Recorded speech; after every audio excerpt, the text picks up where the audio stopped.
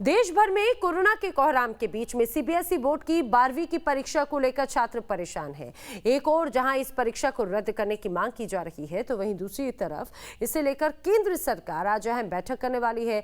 12वीं बोर्ड की परीक्षाएं और प्रवेश परीक्षाओं को लेकर हो रही इस हाई लेवल मीटिंग में कोई रोड मैप जरूर सामने आ सकता है।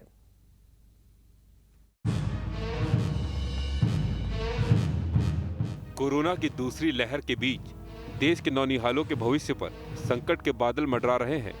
कोरोना के खौफ के साथ बच्चों के जहन में टेंशन परीक्षाओं को लेकर भी है। सीबीएसई की 12वीं की परीक्षा का इंतजार लंबा होता जा रहा है। यही हाल कई और राज्यों में 12वीं की परीक्षाओं का है। 12वीं की बोर्ड परीक्षा, नीट और कई अहम परीक्षाओं पर चर्चा के लिए आज एक अहम बैठक होने वाली है। रक्षा मंत्री राजनाथ सिंह की अध्यक्षता में होने वाली इस बैठक में केंद्रीय शिक्षा मंत्री रमेश पोखरियाल, केंद्रीय सूचना एवं प्रसारण मंत्री प्रकाश जावड़ेकर, केंद्रीय मंत्री स्मृति ईरानी भी शामिल होंगी। कोरोना महामारी के बीच सीबीएसई के लिए परीक्षा का रास्ता निकालना आसान नहीं है, लेकिन छात्रों के भविष्य को देखते हुए इसमें देरी से कई तरह की मुश्किलें सामने आ सकती हैं। ऐसे में परीक्षा को लेकर कई तरह के विकल्प सामने आ रहे हैं। दरअसल सीबीएसई 12वीं क्लास में 174 सब्जेक्ट्स की पढ़ाई कराता है। इनमें से महज 20 को ही मेजर सब्जेक्ट माना जाता है। सीबीएसई का कोई भी छात्र 5 से 6 सब्जेक्ट लेता है। आमतौर पर इसमें 4 मेजर सब्जेक्ट होते हैं। 12वीं में छात्रों के द्वारा विषयों के चुनाव में इसी ट्रेंड को ध्यान में रखकर सीबीएसई कोई रास्ता निकालने की कोशिश कर सकता है। माना जा रहा है कि सीबीएसई परीक्षा को लेकर 2 विकल्पों पर विचार कर सकता है। पहले विकल्प में सिर्फ मेजर सब्जेक्ट की परीक्षा कराई जा सकती है। इसे आधार बनाकर माइनर सब्जेक्ट में नंबर दिए जा सकते हैं। इस विकल्प में प्री एग्जाम के लिए 1 महीने का वक्त लगेगा। एग्जाम और रिजल्ट डिक्लेयर करने के लिए 2 महीने का वक्त, कंपार्टमेंट एग्जाम के लिए 45 दिन का समय चाहिए होगा।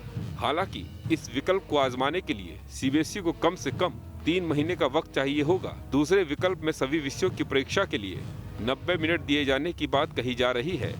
पेपर में सिर्फ ऑब्जेक्टिव या शॉर्ट क्वेश्चन भी होंगे। इस तरह 45 दिन में एग्जाम कराए जा सकते हैं।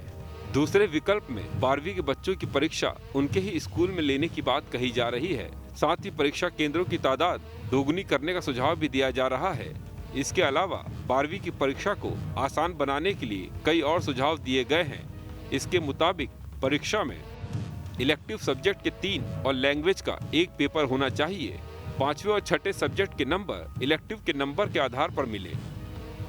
कोरोना होने पर छात्रों को परीक्षा का एक और मौका मिले।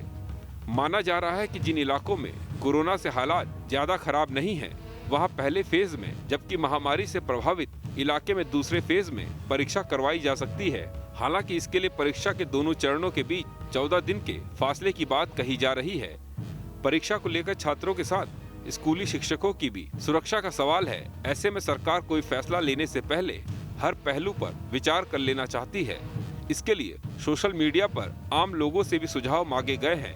परीक्षा टाले जाने के वक्त सरकार ने कहा था कि 1 जून के बाद परीक्षा की तारीखों पर विचार होगा। हालांकि यहाँ सवाल महज सीबीएसई बोर्ड की परीक्षाओं का ही नहीं है।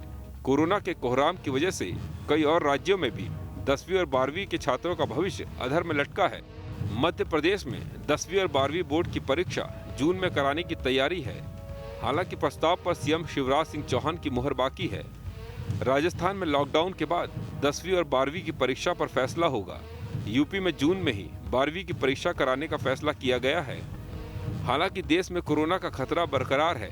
दूसरी लहर के बाद तीसरी लहर की आहट से लोग सहमे हैं। तीसरी लहर में बच्चों पर बड़े खतरे का अंदेशा है। ऐसे में परीक्षा को लेकर जल्दबाजी नई मुश्किलें भी खड़ी कर सकती है। Team news nation.